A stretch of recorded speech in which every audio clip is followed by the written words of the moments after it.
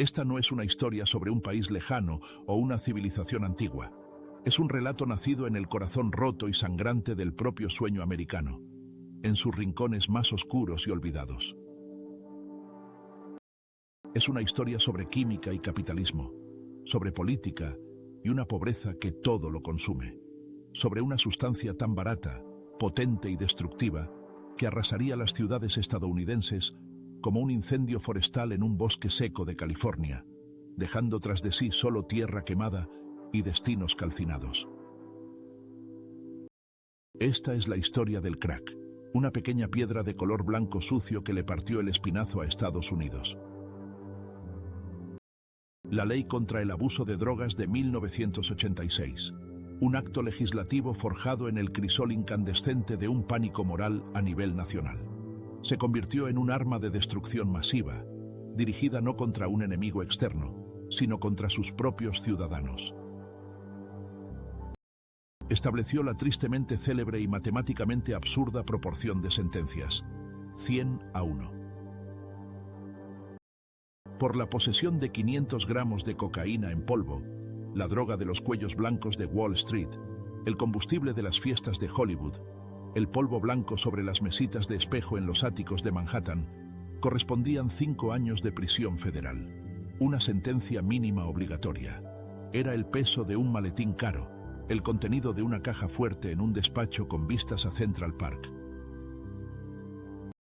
Y para recibir la misma condena por crack, la droga de la desesperación de los guetos negros, el combustible de la desesperanza en los decadentes barrios de viviendas sociales, bastaba contener solo 5 gramos. 5 gramos. El peso de 5 sobrecitos de azúcar que caben en la palma de la mano. Una cantidad no destinada a la venta. Una cantidad para consumo personal. Para una noche desesperada. 500 gramos contra 5. 100-1. No fue un error del taquígrafo ni una errata en la ley. No fue una casualidad. Fue un cálculo frío, cínico y medido. La creación deliberada de un arma jurídica, calibrada por criterios raciales, con la precisión de la mira de un francotirador. Y esa mira estaba apuntada a los barrios más vulnerables del país.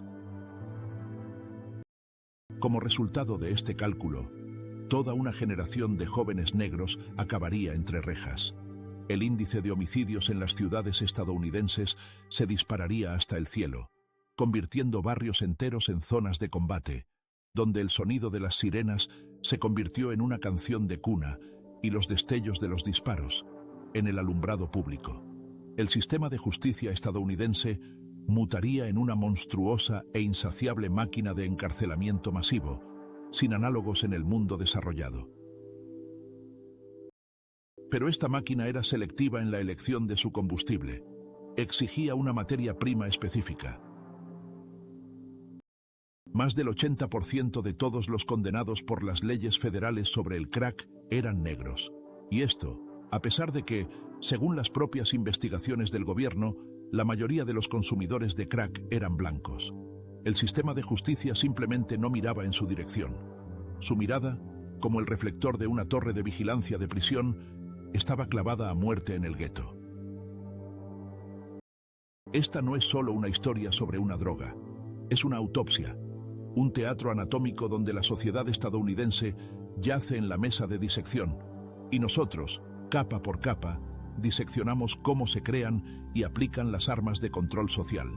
No estudiaremos la química de la sustancia, sino la química del miedo.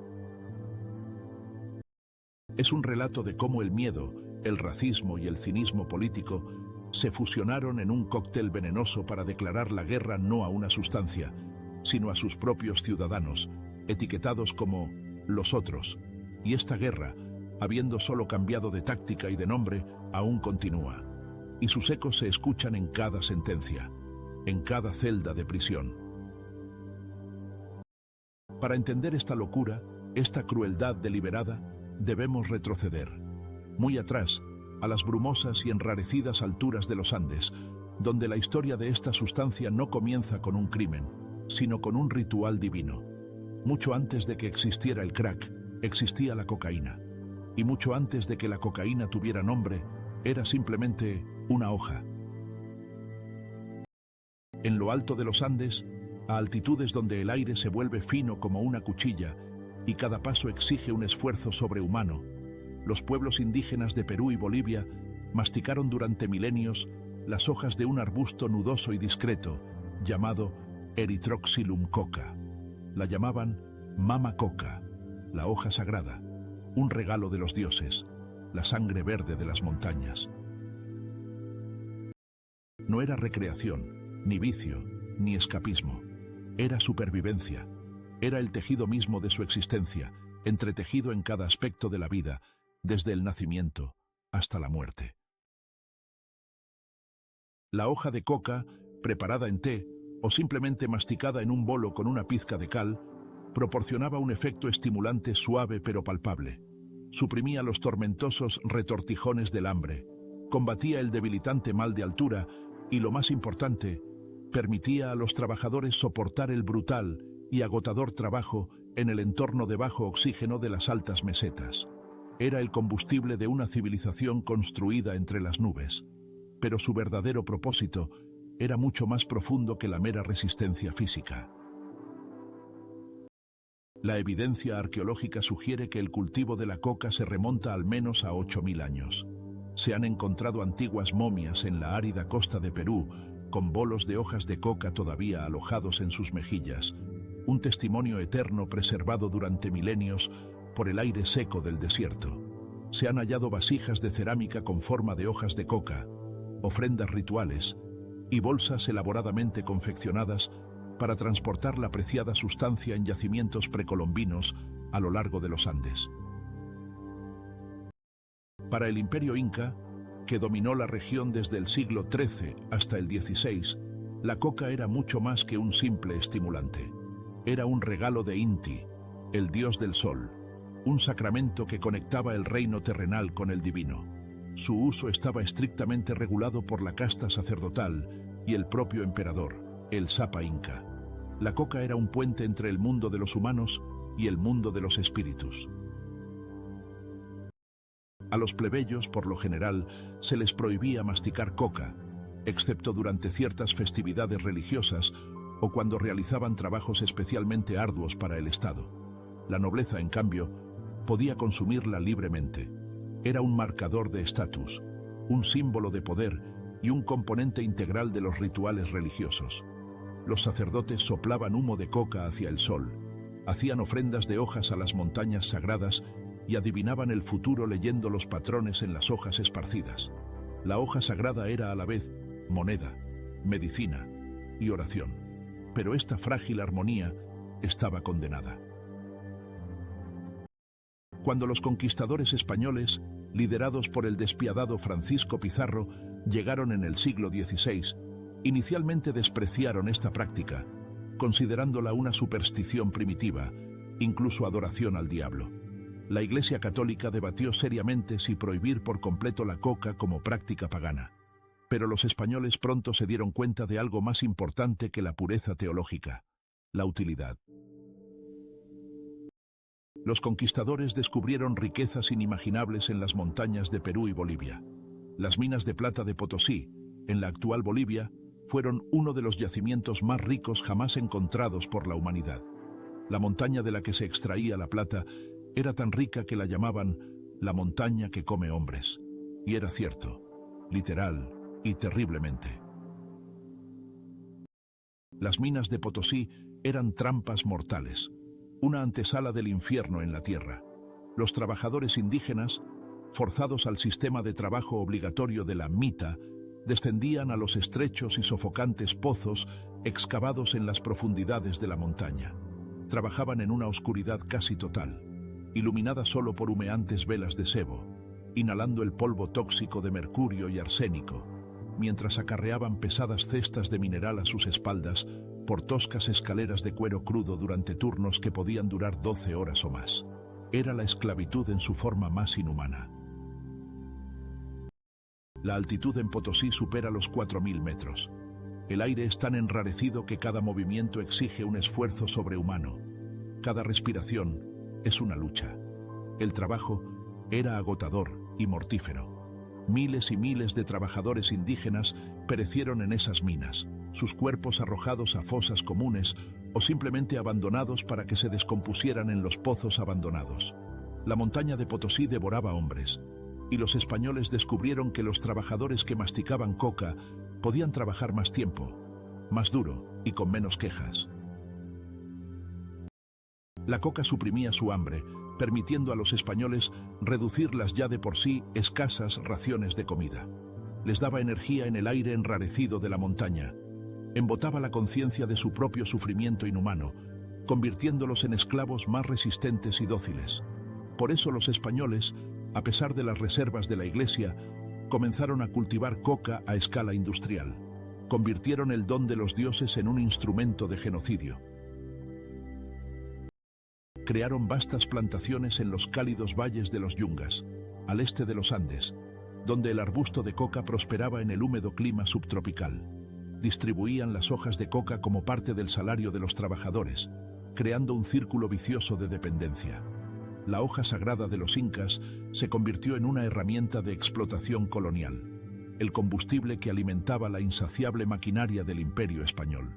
Pero incluso entonces, en manos de los brutales conquistadores, la hoja seguía siendo solo una hoja. Su verdadero y oscuro potencial aún dormía, encerrado dentro de sus células vegetales.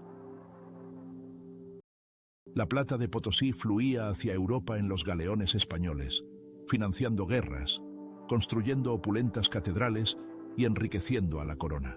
Y la coca, la humilde hoja que lo hizo posible, permaneció como una nota a pie de página en la historia, una curiosidad regional mencionada brevemente en las crónicas de los conquistadores y misioneros.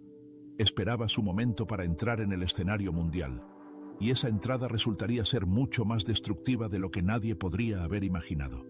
Pero para ello se necesitaba un nuevo tipo de alquimia, un nuevo tipo de sacerdote. Durante 3 siglos, la coca permaneció confinada en Sudamérica, conocida por los botánicos europeos, pero no utilizada por ellos. Se la describía en textos académicos, se guardaban especímenes secos en gabinetes de curiosidades, pero no despertaba un interés particular en el resto del mundo. Europa tenía sus propios estimulantes: café, té, tabaco. La hoja de coca era simplemente demasiado lejana, demasiado exótica y demasiado extraña para ganar popularidad. Luego llegaron los químicos. El siglo XIX fue el siglo de la química, una era en la que los científicos de toda Europa competían por aislar, purificar y comprender los principios activos de las plantas que se habían utilizado en la medicina durante siglos. La morfina fue aislada del opio en 1804, la quinina, de la corteza del árbol de la quina, en 1820. Estos descubrimientos no fueron meros ejercicios académicos. Transformaron la medicina y crearon fortunas fabulosas para las compañías farmacéuticas que podían sintetizar y comercializar estos compuestos. En 1855, un estudiante de posgrado alemán llamado Friedrich Gaedtke, mientras trabajaba en su laboratorio de la Universidad de Gotinga, logró aislar el principal alcaloide activo de la hoja de coca. Fue un trabajo minucioso y tedioso. Molió las hojas secas hasta convertirlas en un polvo fino. Las extrajo con alcohol y sometió la solución resultante a una serie de complejas manipulaciones químicas. Lo que obtuvo era crudo e impuro, pero fue un comienzo. Llamó a la sustancia eritroxilina, por el nombre científico de la planta. Para Gaedtke, fue un logro académico, un proyecto de tesis exitoso. No tenía ni idea de las consecuencias que acarrearía su descubrimiento. Publicó sus hallazgos en una revista científica poco conocida, donde fueron advertidos por unos pocos especialistas y luego, en gran parte, olvidados. 4 años más tarde, otro químico alemán, Albert Niemann, un estudiante de doctorado que trabajaba bajo la dirección del famoso Friedrich Wöhler en la misma Universidad de Gotinga, retomó el trabajo de Gaedtke. Niemann era más meticuloso, más ambicioso. Perfeccionó el proceso, experimentando con diferentes métodos de extracción y técnicas de purificación. Tras meses de ensayo y error, en su laboratorio mal iluminado, que olía a éter y ácidos, logró obtener un polvo cristalino puro, cristales blancos, finos y sedosos, que se disolvían fácilmente en agua y tenían un extraño efecto adormecedor cuando se aplicaban en la lengua.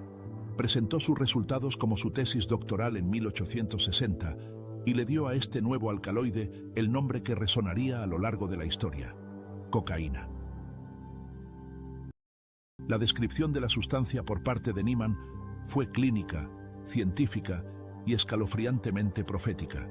Señaló su sabor amargo, su estructura cristalina y, lo más importante, sus efectos farmacológicos.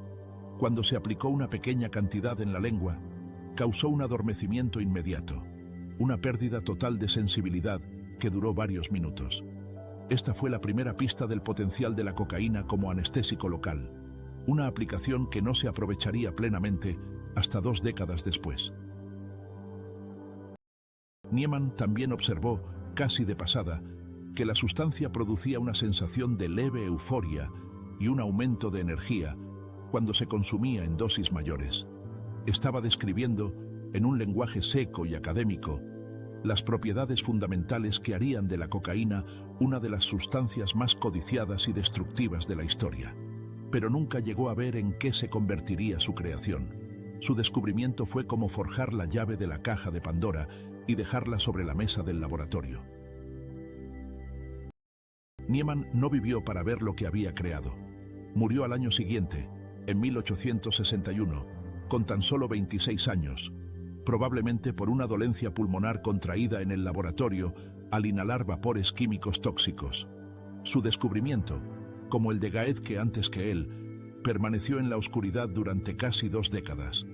El polvo blanco y puro era una curiosidad química, un compuesto catalogado en los libros de texto y preparado ocasionalmente en pequeños lotes para la investigación de laboratorio, pero sin una aplicación práctica clara. El genio estaba encerrado en la botella, esperando a que alguien la descorchara, y esa persona no tardaría en llegar. Solo en la década de 1880, una confluencia de circunstancias, experimentos médicos, iniciativa farmacéutica y entusiasmo cultural pondría de repente a la cocaína en el centro de atención. El avance provino de una fuente inesperada: la oftalmología.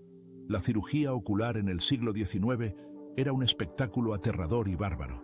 Los pacientes tenían que ser sujetados por la fuerza o atados mientras los cirujanos trabajaban en las delicadísimas estructuras del ojo. El dolor era insoportable y a menudo provocaba un estado de shock. En 1884, un joven oftalmólogo vienés llamado Karl Koller, colega y amigo de Sigmund Freud, buscaba un anestésico local que pudiera aplicarse directamente en el ojo. Freud, que en aquel entonces experimentaba activamente con la cocaína, compartió una parte de la sustancia con Koller. Por una corazonada, Koller probó a aplicar una solución de cocaína en el ojo de una rana.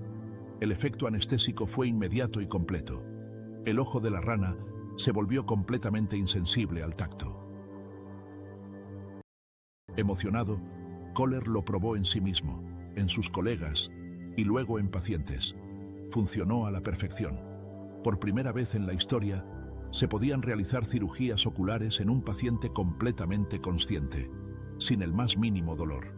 Koller presentó sus hallazgos en un congreso médico en Heidelberg en septiembre de 1884, y la reacción fue explosiva. En cuestión de meses, cirujanos de todo el mundo estaban utilizando la cocaína como anestésico local. Fue un verdadero avance médico, pero el mundo aún no sabía que este avance abriría la caja de Pandora, desatando algo incontrolable. Luego, en la década de 1880, una ola de entusiasmo médico desenfrenado recorrió Europa y América. Médicos e investigadores, convencidos de haber descubierto un fármaco milagroso, comenzaron a experimentar con el potencial de la cocaína.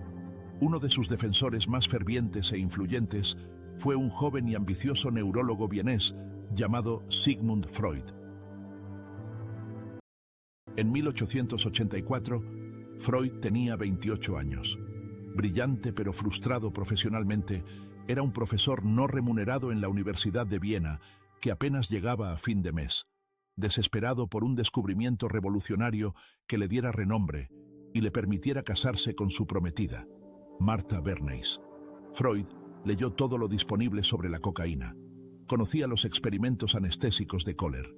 Le intrigaron especialmente los informes de médicos militares estadounidenses que habían observado que los soldados que recibían preparados de coca podían marchar largas distancias sin fatiga ni hambre. Freud comenzó a experimentar consigo mismo, pidiendo clorhidrato de cocaína de grado farmacéutico a la empresa alemana Merck. La primera vez que la probó, experimentó un efecto similar a una revelación. Se sintió enérgico, seguro de sí mismo, incluso genial. La depresión crónica y la inseguridad que lo atormentaban se disiparon como la niebla matutina. Se sintió capaz de grandes hazañas, de resolver problemas que una hora antes parecían insuperables. Creyó que había encontrado la clave no solo para la fama, sino también para los misterios de la mente humana. No era solo curiosidad científica, era una salvación personal. Freud se convirtió en un evangelista de la droga. Le escribía con entusiasmo a Martha, describiendo la cocaína como una sustancia mágica que lo hacía fuerte y capaz. Le enviaba pequeñas dosis, instándola a probarla para sus propias dolencias. Se la daba a sus hermanas, se la recetaba a sus pacientes. Y, lo que es más importante, comenzó a escribir sobre ella con un entusiasmo que más tarde lo avergonzaría profundamente y se convertiría en una mancha oscura en su reputación. En julio de 1884, Freud publicó su primer gran trabajo sobre la cocaína, titulado Über Coca, sobre la coca. Era en parte un tratado médico, en parte literatura promocional, y en su totalidad un texto excesivamente entusiasta. En él, Freud, con el fervor de un converso, enumeraba las supuestas virtudes de la cocaína. La recomendaba para el tratamiento de la depresión, calificándola como el remedio más eficaz para la melancolía. La prescribía para trastornos digestivos, asma, sífilis y alcoholismo. Afirmaba imprudentemente que la cocaína podía curar la adicción a la morfina, permitiendo a los adictos abandonar sin dolor los opiáceos al sustituirlos por cocaína. Sugería que la cocaína podía aumentar el rendimiento físico, haciendo a los trabajadores más productivos y a los soldados más eficientes. Incluso la recomendaba como afrodisíaco. El artículo fue ampliamente leído y traducido. La reputación de Freud quedó establecida, pero el lado oscuro de la naturaleza de la cocaína ya comenzaba a manifestarse, y el propio círculo de Freud proporcionaría la primera prueba trágica. Uno de los amigos y colegas más cercanos de Freud era un eminente médico llamado Ernst von Fleischl-Marxow. Fleischl era un brillante investigador, una estrella en ascenso de la medicina vienesa, pero también era un hombre que sufría un dolor constante y atroz. Años antes, durante una autopsia, se había cortado accidentalmente el pulgar con un bisturí infectado. La infección se extendió al hueso y, a pesar de numerosas operaciones, el dolor nunca cesó. Para sobrellevarlo, a Fleischl le recetaron morfina. Para cuando Freud lo conoció, Fleischl era un adicto severo a la morfina, que se inyectaba enormes dosis simplemente para mantener un nivel básico de funcionamiento. Freud, armado con su recién descubierta droga milagrosa y convencido de su capacidad para curar la adicción a la morfina, le recetó cocaína a Fleischl. La lógica parecía impecable. Sustituir una droga por otra sustancia no adictiva y luego reducir gradualmente la dosis. Fleischl, desesperado por librarse tanto del dolor como de la adicción a la morfina, aceptó el tratamiento con entusiasmo. Comenzó a tomar cocaína, primero por vía oral y luego mediante inyecciones. El efecto fue inmediato y pareció milagroso. Su ansia de morfina disminuyó. Se sentía enérgico, lúcido, casi sano. Freud estaba triunfante, convencido de que había salvado la vida de su amigo y logrado un avance médico. Estaba seguro de que se encontraba en el umbral de la gloria, pero estaba al borde de un abismo. En cuestión de meses, la situación se deterioró catastróficamente. Fleischl, en lugar de reducir su dosis de cocaína, comenzó a tomar dosis cada vez mayores. Pronto se inyectaba 1 gramo entero de cocaína al día, una cantidad absolutamente asombrosa y letal. La droga, en lugar de liberarlo de su adicción, lo había atrapado en algo mucho peor. había cambiado una prisión por otra más terrible. Fleischl desarrolló lo que ahora llamaríamos una psicosis cocaínica en toda regla. Experimentaba alucinaciones terroríficas, serpientes blancas arrastrándose por su piel, voces que susurraban amenazas, figuras oscuras que lo acechaban por las calles de Viena. Se volvió paranoico, convencido de que conspiraban contra él. Dejó de dormir, dejó de comer. Su salud física se desplomó. Sus manos temblaban constantemente. Su mente brillante, otrora una de las mejores de Viena, se fragmentaba bajo el asalto de la droga. Freud observaba con horror cómo su amigo se desmoronaba. El estado de Fleischl se volvió tan grave que Freud y otros colegas tuvieron que turnarse para velarlo por las noches, sujetándolo durante sus peores ataques, tratando desesperadamente de calmar sus delirios paranoicos. A pesar de todos los intentos, Fleischl nunca se recuperó. Murió en 1891, con el cuerpo y la mente completamente destrozados. Tenía solo 45 años. Se convirtió en la primera víctima de la cocaína ampliamente conocida de la era moderna, una prueba viviente y moribunda del poder monstruoso de la sustancia. La tragedia de Fleischl-Marxow afectó profundamente a Freud. Dejó de recomendar discretamente la cocaína para tratar la adicción a la morfina. Sus trabajos posteriores sobre el tema se volvieron mucho más cautelosos, incluso críticos. En privado, expresó un profundo sentimiento de culpa por su papel en la muerte de su amigo, pero nunca renegó por completo de su trabajo inicial, y para entonces el daño ya estaba hecho. El respaldo de Freud, publicado en revistas médicas y ampliamente citado, confirió a la cocaína un aura de legitimidad científica, liberando al monstruo en el mundo. Hacia las décadas de 1880 y 1890, la cocaína irrumpió en la cultura occidental dominante con una velocidad y un entusiasmo que hoy son casi imposibles de imaginar. Estaba en todas partes, vendida con la audaz confianza que solo una industria no regulada podía permitirse. Era la edad de oro de los medicamentos de patente, cuando cualquiera con un laboratorio y una imprenta podía producir curas y hacer grandilocuentes afirmaciones sobre sus beneficios. No había supervisión, ni ensayos clínicos, ni requisitos para demostrar su seguridad o eficacia. Las compañías farmacéuticas producían pastillas de cocaína para el dolor de garganta, tabletas de cocaína para la indigestión, cigarrillos de cocaína para el asma, aerosoles nasales de cocaína para la fiebre del heno y gotas de cocaína para el dolor de muelas de los niños. Parke Davis, una de las firmas farmacéuticas más grandes y respetadas de Estados Unidos, era el principal productor mundial de productos de cocaína. Su catálogo era asombroso por su alcance. No era solo una lista de productos, era un manifiesto de una nueva era de automejora química.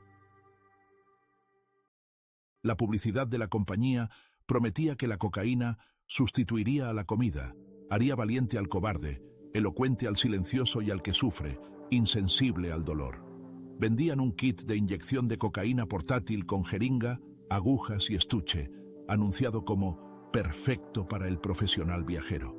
Un producto especialmente escalofriante estaba dirigido a los niños.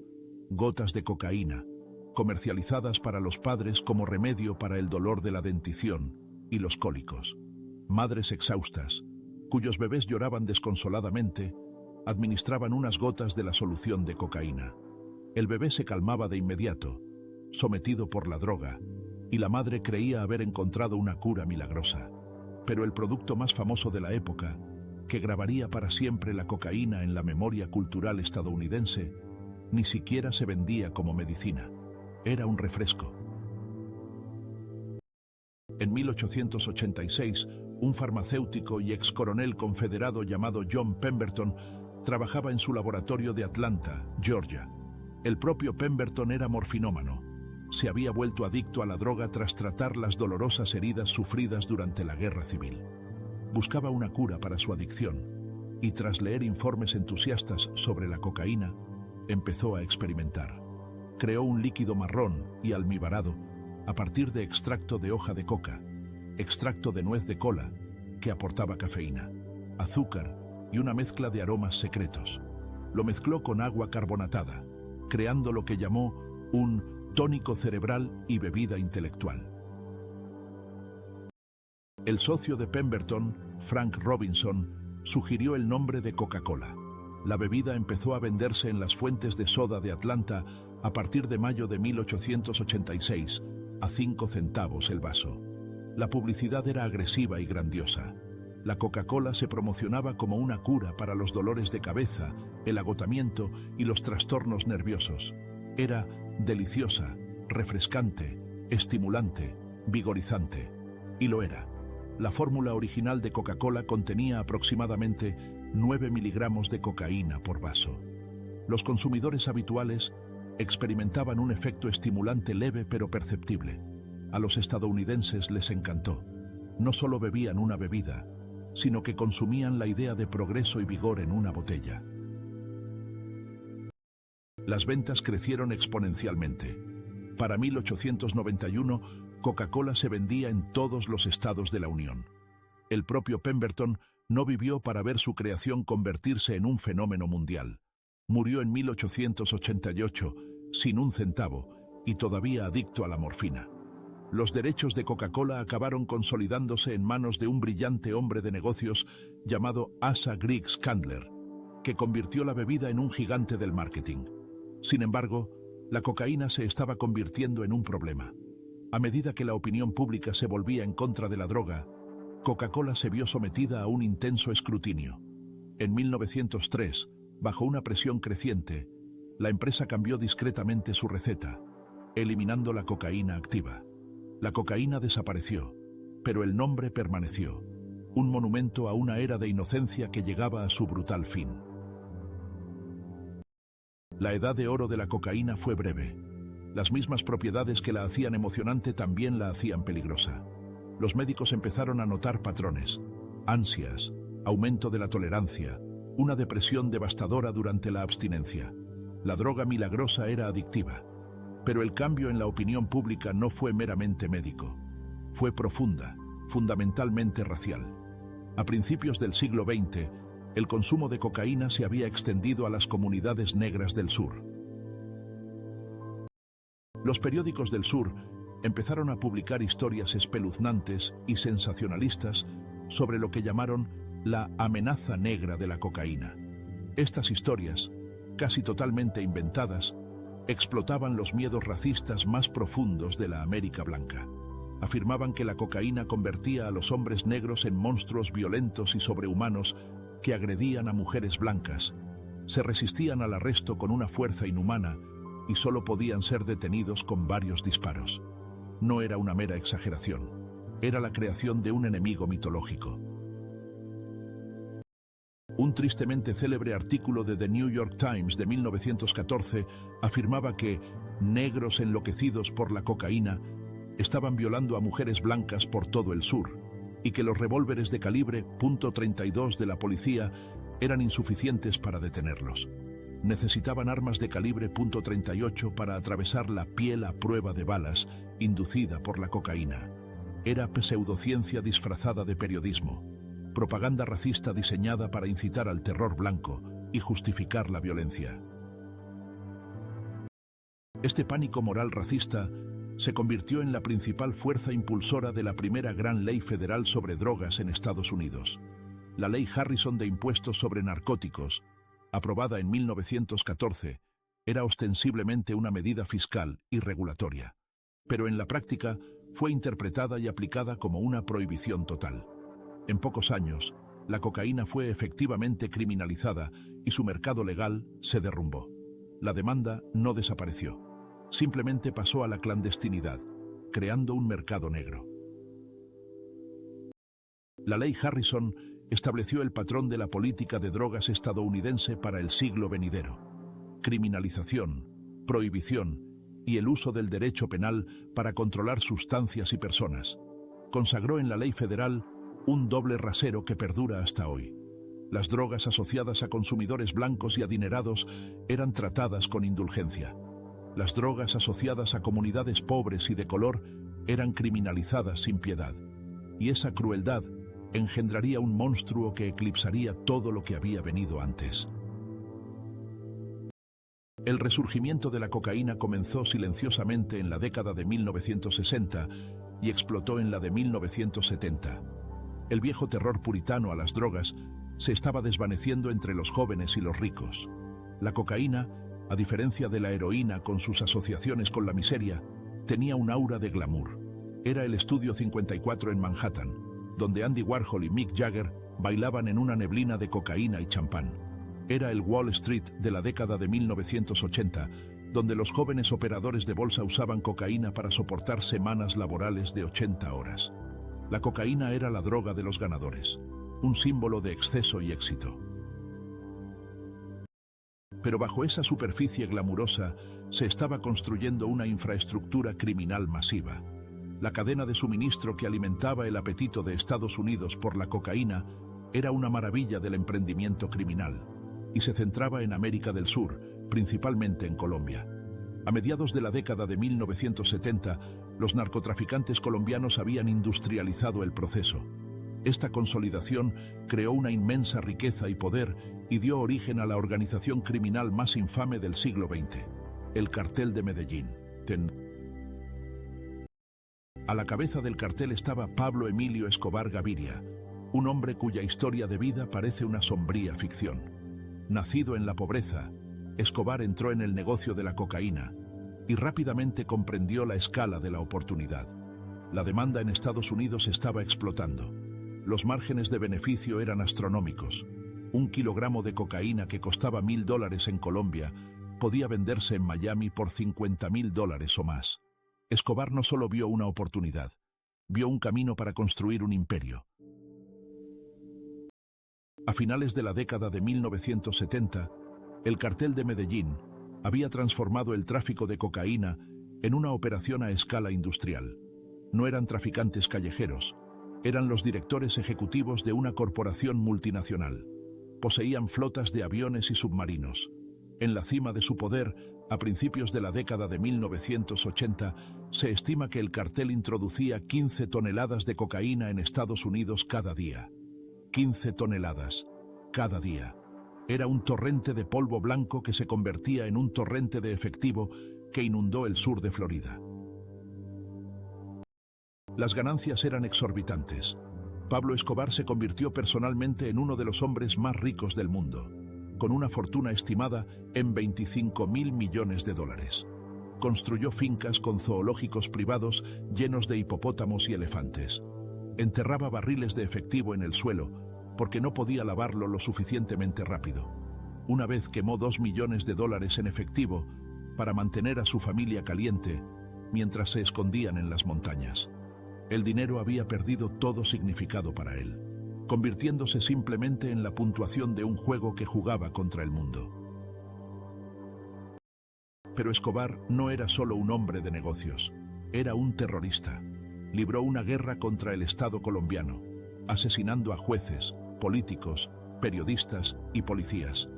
Hizo estallar un avión comercial, matando a 110 personas, en un intento de eliminar a un rival político. Su filosofía era simple y brutal: plata o plomo. Acepta su soborno o muere. El cártel parecía intocable, habiendo construido un imperio sobre polvo blanco y sangre. Pero este imperio tenía un problema empresarial fundamental. El problema de la cocaína en polvo, desde una perspectiva empresarial, era su elevado coste. Un gramo de cocaína pura a principios de la década de 1980 podía costar $100 o más. A ese precio, la cocaína solo era accesible para un sector reducido de la población. La clase trabajadora y los pobres estaban excluidos del mercado. Los cárteles y sus distribuidores estadounidenses estaban sentados sobre enormes reservas de cocaína, pero el mercado estaba saturado. El precio por gramo disminuía lentamente. Los narcotraficantes necesitaban un nuevo mercado. Necesitaban democratizar la cocaína. Necesitaban el crack. La innovación que creó el crack no fue obra de un solo genio. Surgió orgánicamente del tráfico de drogas callejero. La química se conocía desde hacía décadas. El clorhidrato de cocaína, el polvo blanco, es una sal que no se puede fumar eficazmente. La solución consistía en convertir la sal de nuevo a su forma de base libre, freebase. El proceso resultó ser devastadoramente simple. Se podía realizar en cualquier cocina con bicarbonato de sodio. El polvo de cocaína se disolvía en agua, se añadía bicarbonato y se calentaba suavemente. A medida que la mezcla se enfriaba, la cocaína se solidificaba en forma de pequeñas piedras de color blanco sucio. Estas piedras se podían fumar. El proceso se denominó cocinar crack, y el propio nombre crack provenía del sonido crepitante que hacen las piedras al calentarse en una pipa. Las piedras eran pequeñas y se vendían por tan solo $5 o $20 la unidad. Por primera vez en la historia, la cocaína se volvió asequible para cualquiera. Un indigente que pedía limosna podía permitírselo. Pero el crack no era solo más barato. Su efecto era inconmensurablemente más potente. Cuando esnifas el polvo, el subidón se desarrolla lentamente, como un amanecer, tardando varios minutos. Cuando fumas crack, los vapores de cocaína se absorben instantáneamente a través de la vasta superficie de los pulmones y llegan al cerebro en segundos, más rápido que una inyección intravenosa. El efecto es inmediato y abrumador. Los consumidores describen el subidón como uno de los placeres más intensos que un ser humano puede experimentar.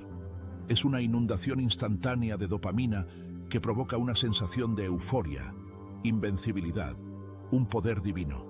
Todo el dolor, toda la ansiedad, toda la miseria y la humillación de la vida desaparecen en un destello cegador. Durante esos 5 o 10 segundos, son perfectos. Pero el bajón es tan brutal como el subidón. A los pocos minutos, la euforia es reemplazada por una profunda disforia, una ansiedad aplastante, una paranoia aguda y un deseo inmediato, desesperado y absorbente por otra dosis. Esa es la trampa. La intensidad del subidón, combinada con la rapidez y brutalidad del bajón, crea un ciclo de consumo compulsivo repetido que es extremadamente difícil de romper. Los usuarios fuman crack en maratones de consumo que duran horas o incluso días, persiguiendo ese primer subidón trascendente que nunca podrá ser recapturado por completo. El cerebro, maltratado por las repetidas inundaciones de dopamina, comienza a fallar. Al final, nada produce placer excepto la droga. La transformación del crack de una droga de nicho a una crisis nacional fue impulsada por la economía. A principios de la década de 1980, el mercado de la cocaína estaba sobresaturado. Los cárteles tenían montañas de mercancía cuyo precio estaba cayendo. El crack se convirtió en una innovación de marketing. Cualquier traficante callejero podía convertir el polvo en crack y multiplicar sus ganancias. El margen de beneficio era astronómico. El mercado explotó. Necesitaban su propio McDonald's, un producto asequible para todos, en cada esquina. Y lo consiguieron. La droga apareció primero en Los Ángeles, alrededor de 1981-1982. El epicentro fueron los complejos residenciales de South Central, que ya sufrían de pobreza, desempleo y violencia de pandillas, heredados de décadas de discriminación sistémica. La llegada del crack convirtió estas áreas en zonas de guerra. Pero el crack no apareció espontáneamente. Fue introducido, promovido y distribuido por un hombre que se convirtió en el símbolo del tráfico de crack en Los Ángeles, Ricky Donald Ross, conocido como Freeway Rick. Ross creció en South Central, tenista talentoso. Perdió una beca universitaria cuando se descubrió que no sabía leer, otra víctima de un sistema educativo fallido. Sin dinero y desesperado, Ross se dedicó al tráfico de drogas.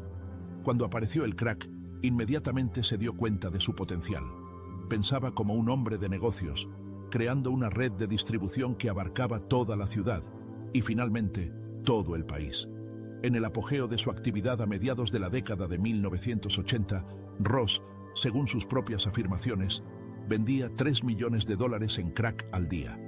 Pero la historia de Ross es también la historia de algo más oscuro y siniestro. El proveedor de Ross, el hombre que le suministraba cantidades casi ilimitadas de cocaína a precios bajísimos, era un emigrante nicaragüense llamado Óscar Danilo Blandón Reyes. Blandón no era un simple narcotraficante.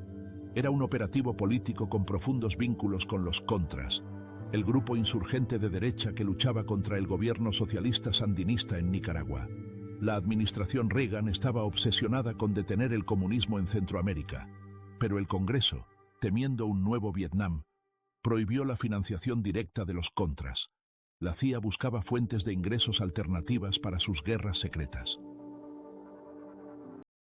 La pregunta que perseguiría a la política estadounidense durante años era esta: ¿sabía la CIA de las actividades de Blandón? ¿Las facilitó? ¿Protegió activamente a los narcotraficantes vinculados a los Contras de ser procesados por la Administración para el Control de Drogas? Las pruebas son circunstanciales, pero condenatorias. Agentes de la DEA informaron que sus investigaciones que conducían a figuras vinculadas a los Contras eran inexplicablemente canceladas por instancias superiores. Pilotos que transportaban armas para los Contras a Centroamérica testificaron que en el viaje de regreso sus aviones estaban cargados de cocaína. En 1996, el periodista de investigación Gary Webb publicó una serie de artículos en el periódico San José Mercury News titulada Alianza Oscura. En ella se afirmaba que la CIA había facilitado conscientemente el flujo de cocaína hacia South Central, Los Ángeles, para financiar a los Contras, y que esta afluencia de cocaína barata provocó directamente la epidemia de crack. La historia era explosiva. Sugería que la epidemia que devastó a las comunidades negras fue permitida, si no creada, por el propio gobierno de los Estados Unidos. Grandes periódicos como The New York Times, The Washington Post y Los Angeles Times atacaron ferozmente los reportajes de Webb, señalando fallas y exageraciones en sus conclusiones. Pero la esencia de su reportaje era correcta. Partidarios de la Contra introducían toneladas de cocaína en Estados Unidos, y la CIA lo sabía, y como mínimo, hacía la vista gorda. El escándalo destruyó la carrera de Webb. En 2004, fue encontrado muerto con 2 heridas de bala en la cabeza. La muerte fue declarada oficialmente un suicidio. Posteriormente, una investigación interna de la CIA confirmó muchas de las afirmaciones principales de Webb, pero para entonces el daño ya estaba hecho y la verdad enterrada bajo una avalancha de desmentidos. Mientras tanto, el crack se extendía a una velocidad aterradora. Para 1986, estaba en todas partes. En Nueva York, el crack apareció con una furia especial. El sur del Bronx, ya devastado por los incendios y la fuga de capitales en los años 70, parecía una zona de combate bombardeada. Harlem estaba devastado. Las casas de crack se extendían como un cáncer por el cuerpo de la ciudad. Eran escenas de pura humillación humana. El infierno de Dante encarnado en la tierra. Una casa de crack típica es un edificio abandonado, destripado y profanado. El aire es denso por el olor químico acre del crack ardiendo y el hedor de los desechos humanos. Los suelos desnudos están cubiertos de viales de vidrio vacíos, pipas rotas y basura. En las habitaciones traseras, a la luz de una sola bombilla desnuda o la llama de un encendedor, la gente, en un estupor, fuma crack, atrapados en sus ciclos desesperados y repetitivos. Sus rostros son máscaras de desesperación, sus ojos vacíos o llenos de un miedo paranoico. Una persona entraba con $20, compraba 2 piedras, las fumaba, experimentaba una breve euforia, seguida de una bajada devastadora. Luego, incapaz de irse, hacía cualquier cosa para conseguir más dinero. Vendía sus zapatos, su chaqueta, robaba, ofrecía sexo. Algunos permanecían en las casas de crack durante días, sin comer, sin dormir, hasta que colapsaban de agotamiento. La gente perdía hasta 30 kilogramos durante sus atracones. Los dientes se pudrían y se caían, el pelo se caía. Aparecían llagas abiertas en sus rostros y brazos por rascarse compulsivamente, causado por alucinaciones táctiles, la sensación de insectos arrastrándose bajo la piel. La violencia que acompañaba al crack era caótica, repentina y brutal. Estallaron guerras territoriales entre bandas. Jóvenes adolescentes se armaron con pistolas semiautomáticas y rifles de asalto. Los tiroteos desde vehículos en movimiento se convirtieron en rutina. El daño colateral era asombroso. Niños inocentes que jugaban en sus porches morían. En cada gran ciudad, la tasa de homicidios se disparó. Washington, D.C., se ganó el apodo de la capital del asesinato. Barrios enteros vivían bajo asedio. La sensación de desesperanza era omnipresente. El término «bebé del crack» entró en el léxico a mediados de la década de 1980. Los medios y los funcionarios públicos contaban una historia aterradora de adictas embarazadas que daban a luz a bebés irreversiblemente dañados y condenados. Se les llamó una generación perdida, una subclase biológica. La imagen de la madre del crack era casi siempre la de una mujer negra, presentada como irresponsable y criminalmente negligente. Esta narrativa justificaba la retirada de los niños y el enjuiciamiento de las madres, pero la ciencia detrás de este pánico era errónea. Estudios posteriores a largo plazo demostraron que los hallazgos iniciales fueron muy exagerados. Los niños expuestos al crack en el útero enfrentaban dificultades, pero no estaban condenados. Pero el daño ya estaba hecho. Toda una generación de niños fue estigmatizada y sus madres demonizadas. La respuesta del gobierno estadounidense a la epidemia de crack no fue el tratamiento, sino el encarcelamiento. En 1986, el Congreso, presa del pánico, aprobó la ley contra el abuso de drogas. El detonante inmediato fue la muerte por sobredosis de cocaína de la estrella emergente del baloncesto, Len Bias. Los medios informaron erróneamente que había fumado crack, desatando una ola de pánico moral. La ley estableció sentencias mínimas obligatorias draconianas y la infame disparidad de 100-1 en las condenas por crack y cocaína en polvo. 5 gramos de crack, 5 años en una prisión federal sin posibilidad de libertad condicional. 500 gramos de polvo, los mismos 5 años. La disparidad no fue accidental. El crack se asociaba con los consumidores negros y pobres. El polvo, con los blancos adinerados. La ley creó un sistema en el que los afroamericanos atrapados con una pequeña cantidad de crack para uso personal recibían sentencias más largas que los traficantes blancos atrapados con enormes cantidades de polvo. Eran las matemáticas del racismo, consagradas en la ley. El resultado fue catastrófico. Decenas de miles de hombres y mujeres negros, a menudo pequeños traficantes o simples consumidores, recibieron sentencias más largas que asesinos y violadores. Las prisiones se desbordaron. Estados Unidos alcanzó de repente la tasa de encarcelamiento más alta del mundo, superando incluso a los regímenes más represivos. Mientras tanto, los estudiantes universitarios blancos atrapados con cocaína en polvo en sus residencias se libraban con libertad condicional. La guerra contra las drogas se convirtió en una guerra contra las comunidades negras. La policía adoptó tácticas agresivas de parar y registrar, dirigidas a jóvenes negros y latinos. Las familias fueron destrozadas. Un joven arrestado por vender $50 de crack podía desaparecer en el sistema penitenciario durante una década. Sus hijos crecían sin padre. Cuando era liberado, le esperaba un mundo que lo marcaba para siempre como un delincuente. Se le negaba el acceso a viviendas públicas, cupones de alimentos, préstamos estudiantiles y empleo. El sistema no solo castigaba, creaba una subclase permanente, atrapada en un círculo vicioso de pobreza y encarcelamiento. A mediados de la década de 1990, la epidemia de crack comenzó a remitir.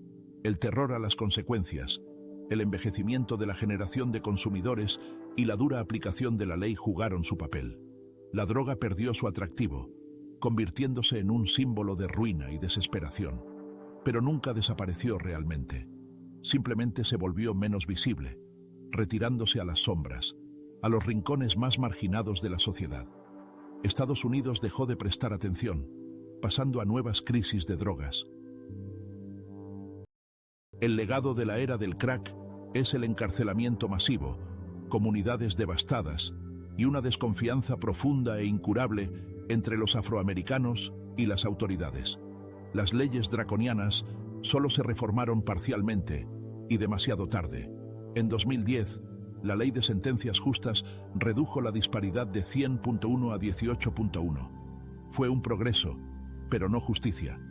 Miles de personas permanecieron en prisión cumpliendo sentencias injustas dictadas bajo leyes que ahora se reconocían como discriminatorias. La epidemia de crack expuso la profunda hipocresía de la política de drogas estadounidense.